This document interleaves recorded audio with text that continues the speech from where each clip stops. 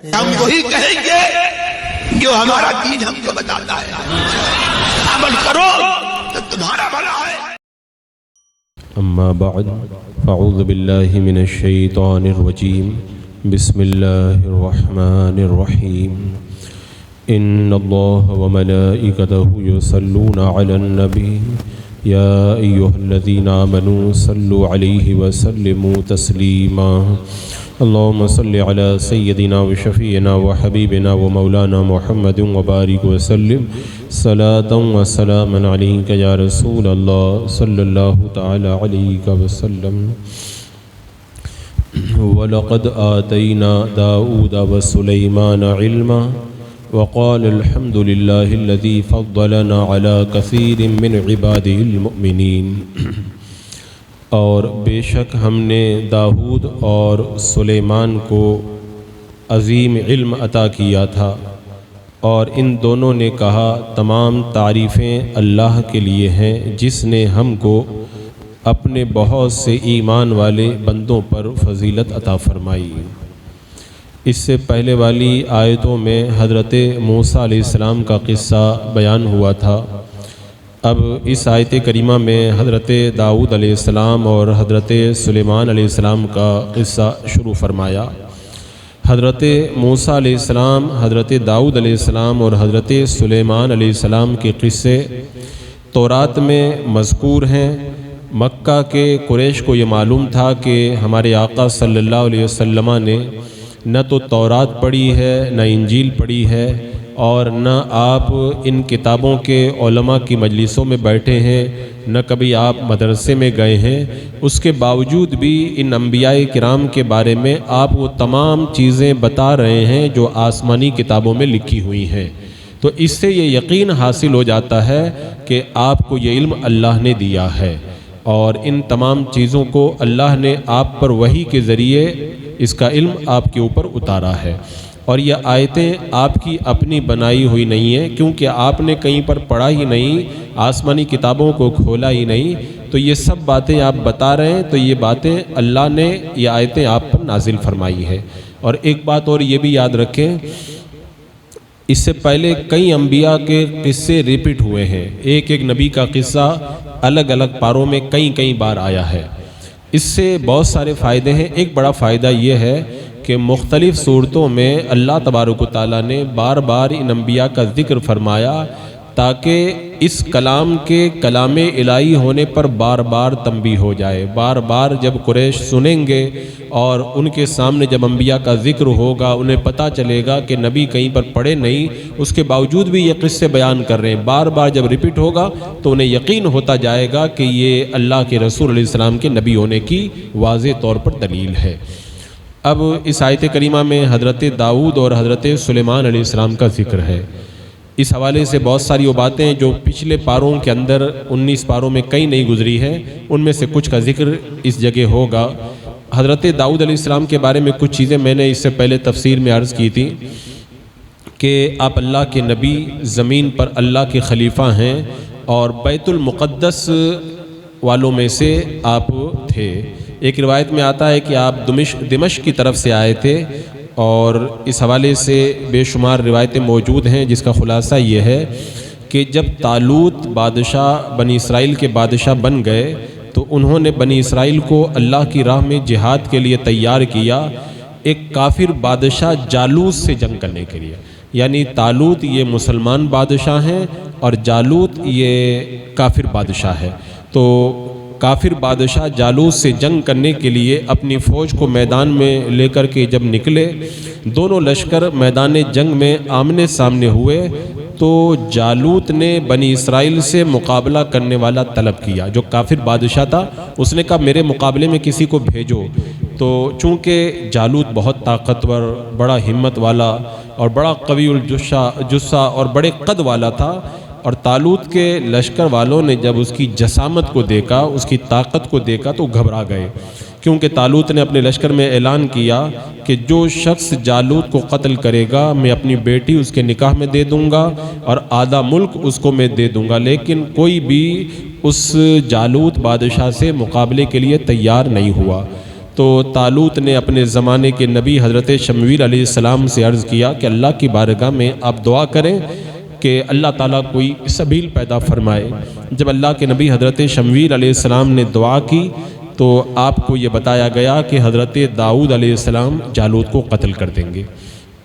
اب حضرت داؤد علیہ السلام کے والد عیشا یہ طالوت کے لشکر میں تھے اور ان کے ساتھ میں ان کے دوسرے بیٹے بھی تھے، اور حضرت داؤد علیہ السلام سب سے چھوٹے تھے بھائیوں میں، اور بیمار بھی تھے، آپ کا رنگ بھی پیلا تھا، بکریاں چرا رہے تھے، بظاہر کمزور لگ رہے تھے۔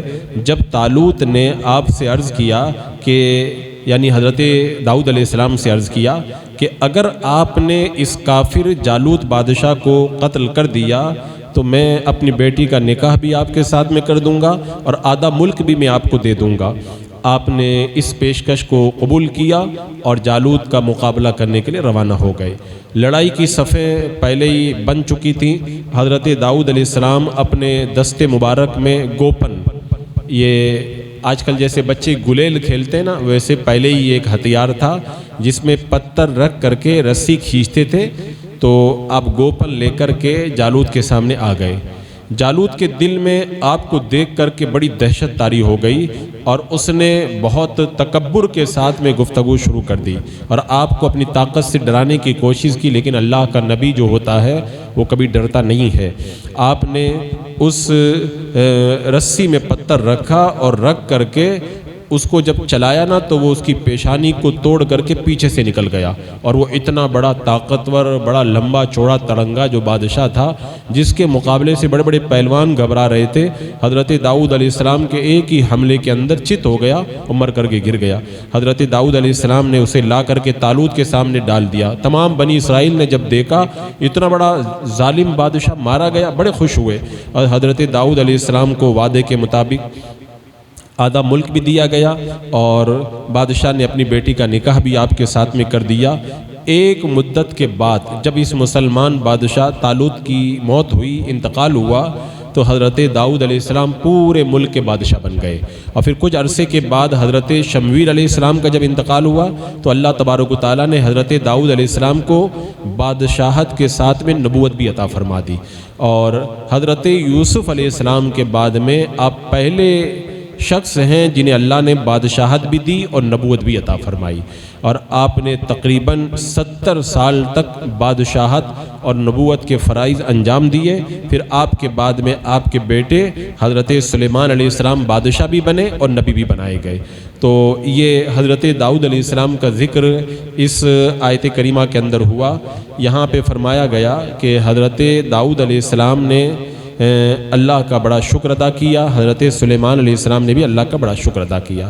ان دونوں حضرات کو اللہ نے بڑا علم عطا فرمایا تھا۔ ابھی علم کا تذکرہ آتا ہے۔ حضرت داؤد علیہ السلام بڑے شکر گزار تھے۔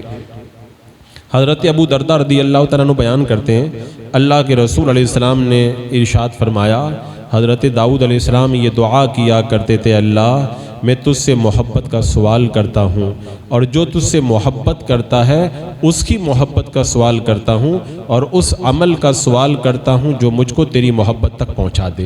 اے اللہ تو مجھے اپنی محبت میرے نفس، میرے اہل خانہ اور ٹھنڈے پانی سے بھی زیادہ عطا فرما، یعنی مجھے ان تمام سے زیادہ جو ہے وہ محبوب بنا دے۔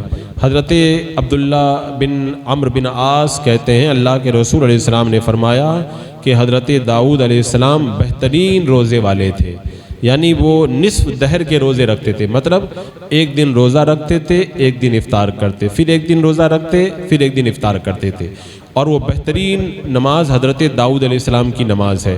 وہ رات کے شروع کے آدھے حصے میں سوتے تھے اور رات کے آخری حصے میں نماز پڑھتے تھے، یہاں تک کہ جب رات کا چھٹا حصہ رہ جاتا تھا پھر سو جایا کرتے تھے۔ اور حضرت ابو ہریرہ کہتے ہیں کہ اللہ کے رسول علیہ السلام نے فرمایا، حضرت داؤد کے اوپر زبور کو پڑھنا بہت آسان تھا۔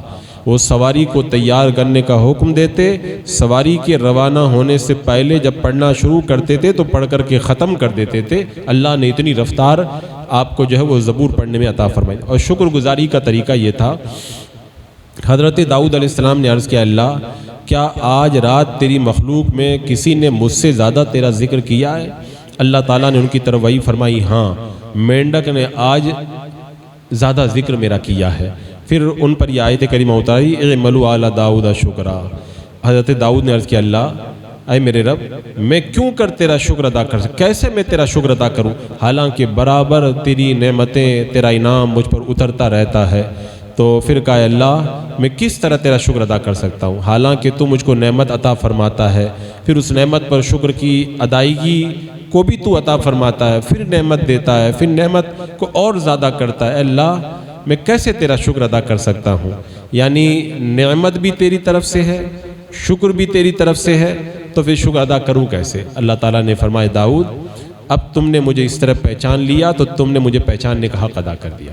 یعنی بندہ جب یہ سمجھ جائے نا کہ اللہ نے مجھے نعمت دی اور پھر اس پر اللہ کا شکر ادا کرے اور کہے کہ یہ جو میں نے شکر ادا کیا نا یہ بھی اللہ کا کرم ہے، اور پھر میں جو شکر ادا کرنے پہ اللہ کا کرم کہہ رہا ہوں نا یہ بھی اللہ کا کرم ہے، تو جب اس طرح بار بار اس کی زبان ذکر الہی سے تر ہو جائے تو رب فرماتا تو نے مجھے پہچاننے کا حق عطا فرما دیا۔ تو اللہ کے بڑے شکر گزار تھے اور اللہ نے بڑی پیاری آواز آپ کو عطا فرما۔ حضرت عبداللہ بن عامر کہتے ہیں حضرت داؤد کو اتنی پیاری آواز دی گئی تھی کہ آپ سے پہلے کسی کو نہیں دی گئی، پرندے وحشی جانور آپ کے پاس میں آ کر کے بیٹھتے تھے، آپ کی آواز سنتے تھے تو بھوکے پیاسے مر جاتے تھے لیکن ہلتے نہیں تھے، اور دریا کی جو روانی ہے نا وہ رک جائے۔ آج کل لوگ ایسے ہی کسی کی تعریف میں کہہ دیتے ہیں فلاں جب بولتا ہے تو اس کی آواز سے دریا کا پانی رک جاتا ہے، حالانکہ رکتا نہیں ہے، لیکن حضرت داؤد علیہ السلام کی وہ پیاری آواز تھی دریا کا پانی بھی ٹھہر جایا کرتا تھا۔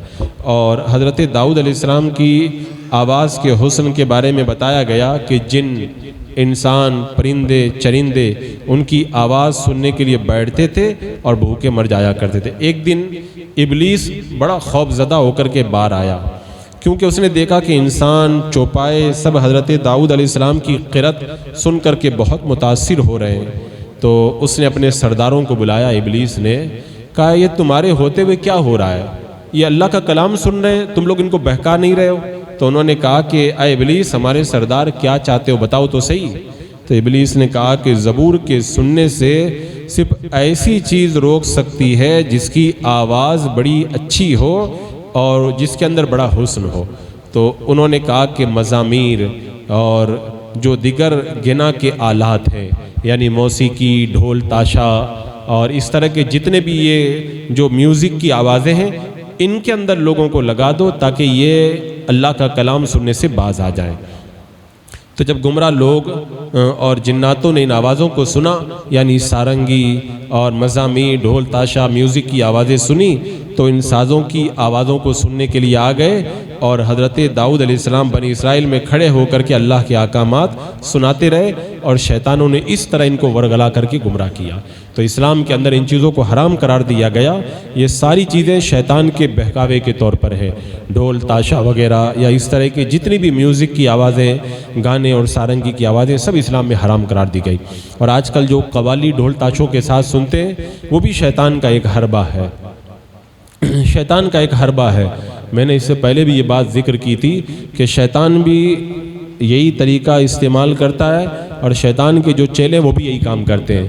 جیسا کہ ایک علاقے میں جو تلنگانہ کا بارڈر پڑتا ہے، میں نے بتایا تھا تلنگانہ کے بارڈر پر ایک علاقہ ہے دیگلور، وہاں پر جب سنیت بڑی مضبوط ہوئی تو وہابیوں نے اپنی میٹنگ کے اندر جب اپنے بڑے مفتی کو بلا کے پوچھا نا کہ سنیوں کو کیسے سنیت سے روکیں، تو اس نے دیوبندی مفتی نے کہا تھا کہ یہ میلاد مناتے ہیں، ان کو تم لوگ سنیت سے ہٹا نہیں سکتے، اگر ہٹانا ہے تو ایک کام کرو ان کو قوالی کے اندر لگا دو۔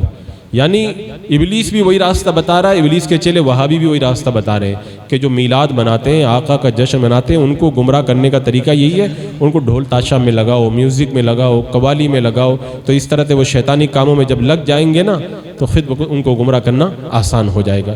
یعنی یہ خود مشاہدہ اور سامنے جو ہے وہ پیش آنے والا واقعہ ہے۔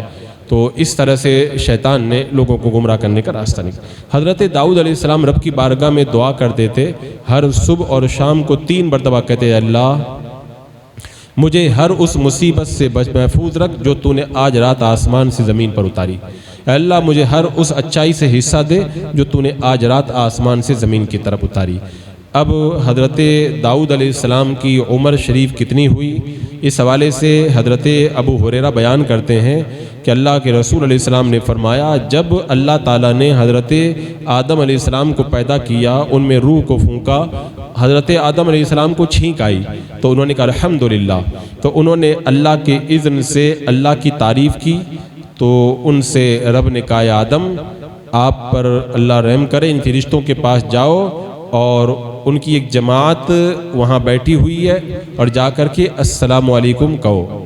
جب حضرت آدم علیہ السلام گئے السلام علیکم ورحمۃ اللہ کہا تو انہوں نے جواب میں کیا کہا؟ جب السلام علیکم کہا تو انہوں نے جواب میں کہا وعلیکم السلام ورحمۃ اللہ وبرکاتہ۔ اب حضرت آدم علیہ السلام پھر اپنے رب کی طرف لوٹ آئے۔ پھر اس حدیث کے اندر آخر میں اس کا خلاصہ یہ ہے کہ اللہ تبارک و تعالیٰ نے حضرت آدم علیہ السلام کے سامنے آپ کی اولاد کو ظاہر کیا۔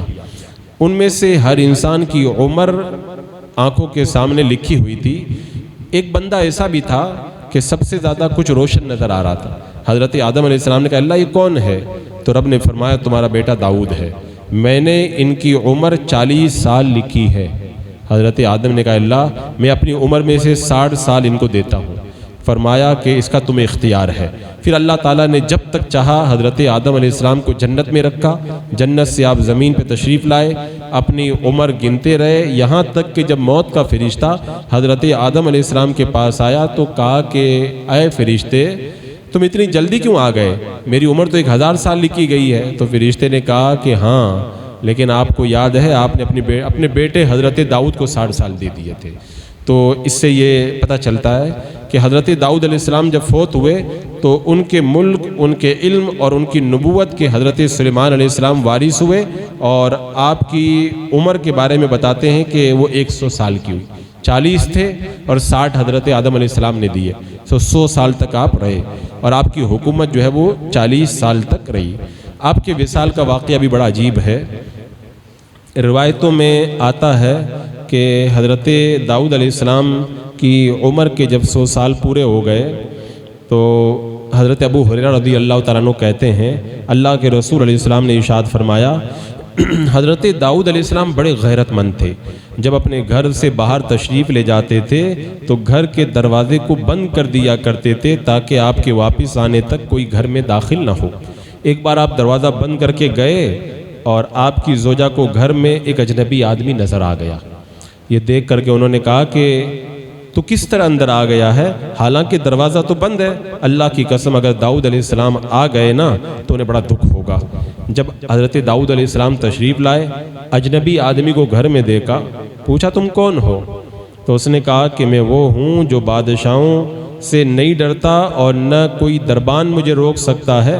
حضرت داؤد علیہ السلام سمجھ گئے کہ یہ موت کے فرشتے حضرت ملک الموت ہے۔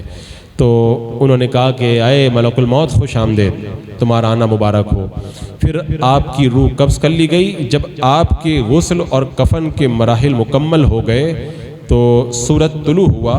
حضرت سلیمان علیہ السلام نے پرندوں سے کہا حضرت داؤد پر سایہ کرو، تو پرندوں نے اتنا سایہ کیا کہ زمین پہ اندھیرا چھا گیا، اور یہ دیکھ کر کے حضرت سلیمان علیہ السلام نے فرمایا اپنا ایک ایک پر سمیٹ لو۔ حضرت ابو ہریرہ کہتے ہیں اللہ کے رسول علیہ السلام نے ہمیں دکھانے لگے کہ پرندوں نے یہ کام کیسے کیا تھا۔ تو یہ اللہ کے نبی کی شان ہوتی ہے، اللہ کا نبی جو ہے وہ اتنا اختیار اور اتنا پاور رکھتا ہے۔ بہرحال حضرت داؤد علیہ السلام کا اس آیت کریمہ کے اندر ذکر خیر کیا گیا۔ یہاں پہ جو علم کا تذکرہ تھا نا کہ اللہ نے ان دونوں کو علم عطا فرمایا، علم سے مراد کیا ہے؟ علماء نے بڑی تفسیریں کی ہیں۔ ویسے تو یہاں علم کی تمام جو اقسام کی نعمتیں ہیں ان میں سے جو عظیم علم مراد ہے۔ بہرحال بعض علماء نے یہ فرمایا 7 لوگوں کو 7 طرح کا علم دیا گیا۔ حضرت آدم علیہ السلام کو اسماء کا علم دیا گیا جس کی وجہ سے فرشتوں نے آپ کو سجدہ کیا۔ حضرت خضر علیہ السلام کو تکوینی امور اور غیب کا علم دیا گیا جس کی وجہ سے حضرت موسیٰ علیہ السلام نے آپ کی صحبت اختیار کی۔ حضرت یوسف علیہ السلام کو خوابوں کی تعبیر کا علم دیا گیا جس کی وجہ سے ان کے والدین سے ملاقات ہوئی اور بھائیوں نے ان کو سجدہ کیا، اللہ نے مصر کی بادشاہی عطا فرمائی۔ حضرت داؤد علیہ السلام کو لوہے سے زرہ بنانے کا علم دیا گیا جس کی وجہ سے ان کی حکومت اور درجات عظیمہ انہیں حاصل ہوئے۔ حضرت سلیمان علیہ السلام کو پرندوں کی بولیوں کا علم دیا گیا، اور یہ علم جو ہے وہ آپ کے لیے بڑا عظیم وسیلہ بن گیا کہ ملکہ سبا بلقیس جو ہے وہ آپ کی موتی ہو کر کے آپ کی بارگاہ میں حاضر ہوئی۔ حضرت عیسیٰ علیہ السلام کو طب یعنی ڈاکٹری اور حکمت کا علم دیا گیا، توریت اور انجیل کا علم آپ کو عطا کیا گیا۔ حضرت حضور اکرم سید عالم نور مجسم صلی اللہ علیہ وسلم کو ما کان و ما یکون کا علم، جو ہو چکا جو ہونے والا، اللہ نے سارا علم عطا فرما دیا ہے۔ تو یہ علوم کے حوالے سے علماء نے تفصیل فرمائی ہے۔ بہرحال یہ اللہ تبارک و تعالیٰ کا بڑا کرم ہے کہ پروردگار عالم نے ان کو یہ تمام چیزیں عطا فرمائی۔ اللہم صلی علی سیدنا مولانا محمد وبارک وسلم، صلاۃ و سلام علیک یا رسول اللہ۔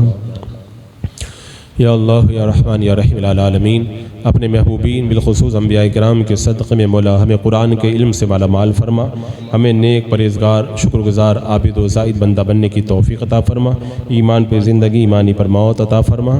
ربنا تقبل منا انک انت السمیع العلیم وتب علینا انک انت التواب الرحیم۔ ان اللہ وملائکتہ یصلون علی النبی یا ایھا الذین آمنوا صلوا علیہ وسلموا تسلیما۔ اللہم صلی علی سیدنا و شفیعنا و حبیبنا و مولانا محمد وبارک وسلم، صلاۃ و سلام علیک یا رسول اللہ۔ سبحان ربک رب العزۃ عما یصفون والسلام علی المرسلین والحمد للہ۔